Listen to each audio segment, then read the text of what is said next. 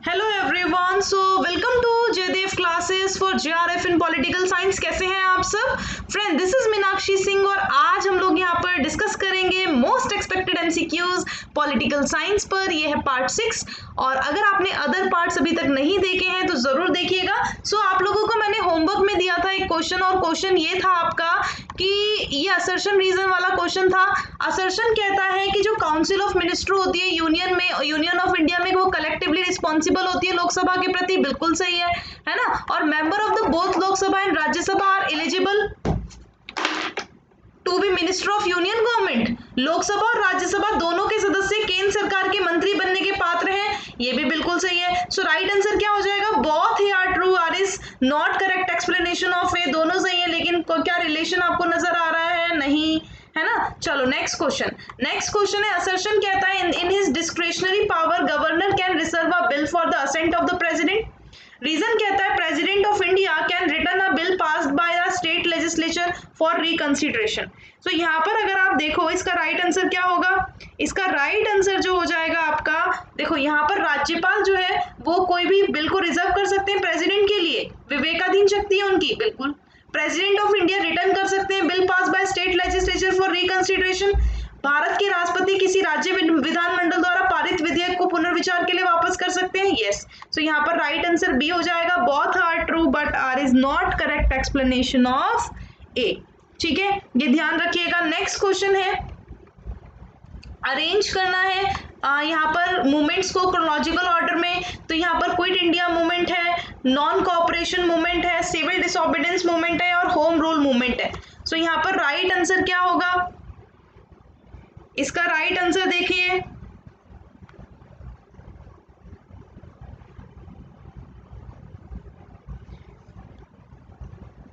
इसके सबके ईयर आप सभी को पता है बहुत अच्छे से। क्या होगा इसका आंसर? Very good.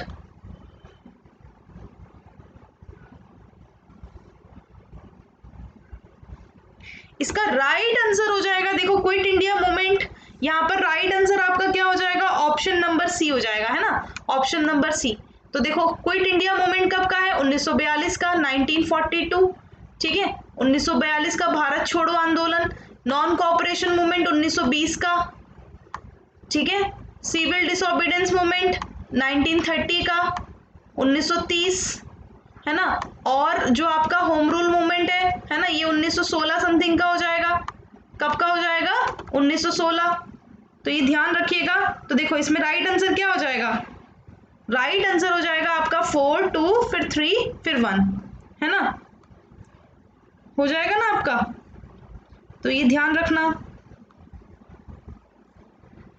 तो ये ध्यान रखिएगा। Right answer is 4 2 3 1। ठीक है, 1916 से लेकर 1918 तक आपका होम रूल मूवमेंट चला था। चलो नेक्स्ट क्वेश्चन है आपका आइडेंटिफाई करना है, क्रोनोलॉजिकल ऑर्डर फॉर्मेशन बताना है रीजनल पॉलिटिकल पार्टीज का।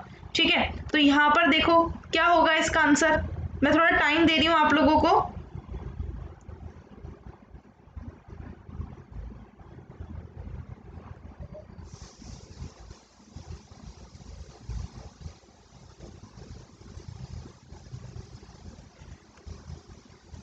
जब हम बात करते हैं तेलुगु देशम पार्टी की, तो तेलुगु देशम पार्टी जिसके लीडर अगर आप देखोगे जो चंद्रबाबू नायडू हैं, एन चंद्रबाबू नायडू, है ना।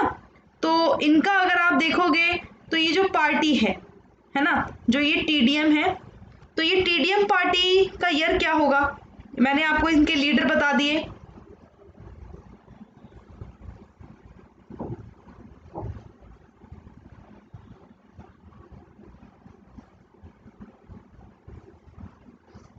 देखो इनके पार्टी के आप लोगों को ईयर काफी उससे याद रखने पड़ेंगे।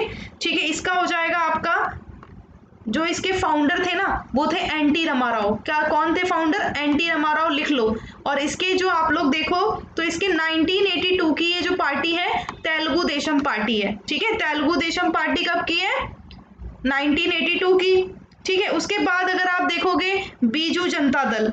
जब हम बीजू जनता दल की बात करते हैं तो बीजू जनता दल जो है आप लोगों का, ये इसके कौन थे? इसके लीडर नवीन पटनायक, आप सभी को याद होगा नवीन पटनायक, है ना। और इसको फाउंड कब किया गया था? 1997 में। ये कब का हो जाएगा 1997 का। ठीक है, उसके बाद अगर आप देखोगे डीएमके पार्टी की फुल फॉर्म द्रविड़ मुनेत्र कशगम। तो आप देखो इसके लीडर एम के स्टालिन है ना, और फाउंडर कौन थे, अनुद्रोही थे। और इसका ईयर क्या होगा, फिर इसका ईयर हो जाएगा 1949 है ना, इनका 1949 हो जाएगा। उसके बाद आप लोगों की लास्ट पार्टी हो जाती है तेलंगाना राष्ट्र समिति। जो तेलंगाना राष्ट्र समिति है ना, तेलंगाना राष्ट्र समिति वाली काफी इंपॉर्टेंट है और इसका हमेशा याद रखना यार। ठीक है, और जो तेलंगाना देश है ये वाली है, ये है 2001 की। कब की है, 2001। ठीक है, तो अब इसके अकॉर्डिंग अब तो लगा लोगे। अब क्या होगा इसका राइट आंसर, इसका राइट आंसर हो जाएगा आपका ऑप्शन नंबर डी। देखो सबसे पहले कौन सी आएगी, थर्ड 1949, फिर फर्स्ट आएगी 82, फिर 1997, सबसे लास्ट में 2001। Very good. चलो नेक्स्ट क्वेश्चन देखो, आइडेंटिफाई करना है करेक्ट क्रोनोलॉजिकल सीक्वेंस। ठीक है, 42nd अमेंडमेंट है constitution of India, A K. Gopalan versus state of Madras है, declaration of internal emergency, Kesavananda Bharati versus state of Kerala. इसका राइट आंसर जो हो जाएगा, ऑप्शंस देखो यहाँ पर कोड्स आप लोगों को दिए हुए हैं। इसका राइट आंसर देखो सबसे पहले कौन सा आएगा, सबसे पहले A K. Gopalan versus state of Madras आएगा। ठीक है, कौन सा आएगा, ए.के. गोपालन वाला। आप लोगों को बाकी तो आते होंगे है ना, ए.के. गोपालन वाला जो ये केस है ना, ए.के. गोपालन वाला जो ये केस है वर्सेस स्टेट ऑफ मद्रास, ये केस है आप लोगों का 1950 समथिंग का केस है ये। ठीक है, 1950 का केस है ये, ध्यान रखना। कब का केस है, 1950 का। ठीक है, 42nd अमेंडमेंट 1942 का है ना, 1976 का, सॉरी 1976 का। केशवानंद भारती मामला 1971 का है ना, तो ये ध्यान रखना। तो ये जो है, हाँ ये वाला जो आपका है ए.के. गोपालन वाला वो 1950 वाला, और 42nd 1970, और केशवानंद वाला आपका 1971। ठीक है, और इंटरनल इमरजेंसी की अगर हम बात करें, इंटरनल अगर इमरजेंसी की बात करें तो इमरजेंसी कितने टाइम लगी,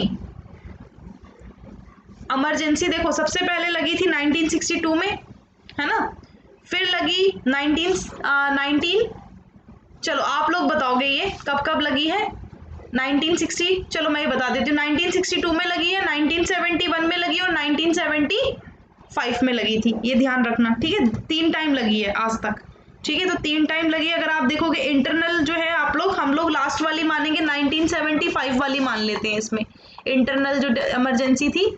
ठीक है, तो इसके अकॉर्डिंग आंसर देखो क्या हो जाएगा, अब लगाओ क्या हो जाएगा राइट आंसर, इसका आंसर हो जाएगा ऑप्शन नंबर सी। कैसे, सबसे पहले आएगा सेकंड, ठीक है 1950 वाला, उसके बाद 4 आएगा 1971, फिर आएगा आपका थर्ड 1975, और सबसे लास्ट में फर्स्ट आएगा 1976। Very good. चलो हमने देखो ये सारे ईयर आपको भी याद रखने पड़ेंगे भाई। ठीक है, आइडेंटिफाई करना है क्रोनोलॉजिकल ऑर्डर को, imposition, president rule in a state, freedom of conscience, parliament और अमेंडमेंट टू द कॉन्स्टिट्यूशन। तो यहाँ पर सही क्रम में लगाना है।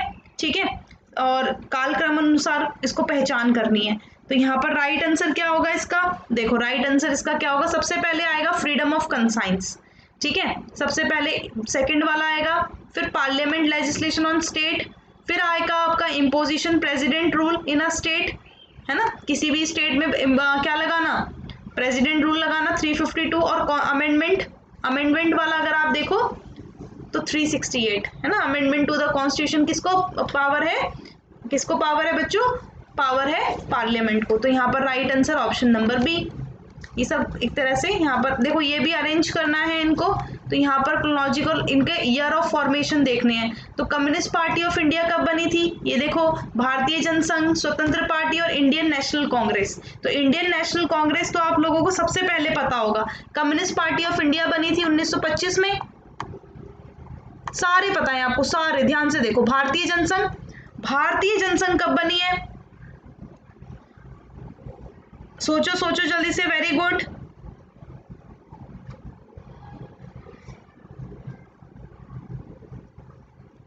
भारतीय जनसंघ अगर आप देखो तो ये बनी है 1950, सॉरी, मैं दोबारा लिख देती हूँ, 1951 में, है ना। और जो आप लोगों की जो ये वाली पार्टी है स्वतंत्रता पार्टी ऑफ इंडिया, तो स्वतंत्रता पार्टी ऑफ इंडिया अगर आप देखोगे, स्वतंत्रता पार्टी जो बनी थी आप लोगों की, ये कब बनी, ये 1959 में बनी।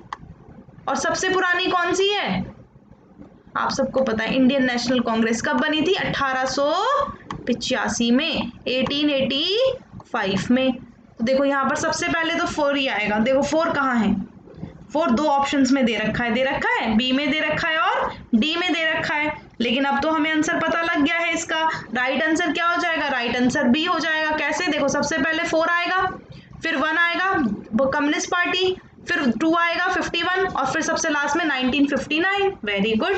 चलो नेक्स्ट क्वेश्चन। चलो यहाँ पर क्या करना है, हमें मैच करना है लिस्ट 1 को लिस्ट 2 से।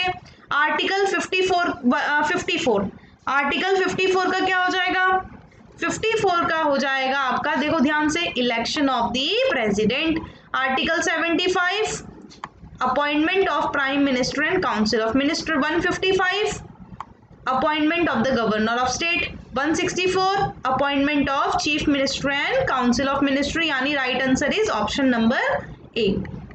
ठीक है, उसके बाद देखो किसने डेवलप किया था कॉन्सेप्ट ऑफ मैनेजरियल ग्रिड।